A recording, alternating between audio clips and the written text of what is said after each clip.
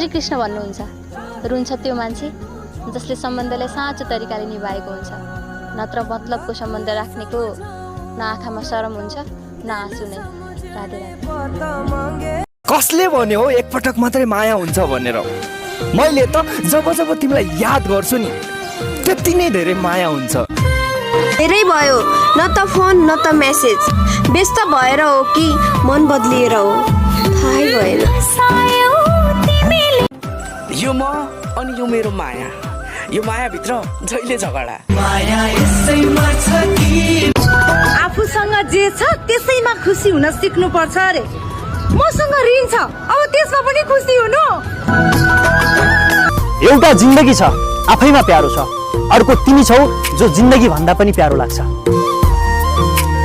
सुकेपछि पात आफै झर्छ, के गुनासो गर्नु हावासँग। स्वार्थ पूरा भएपछि मान्छेहरू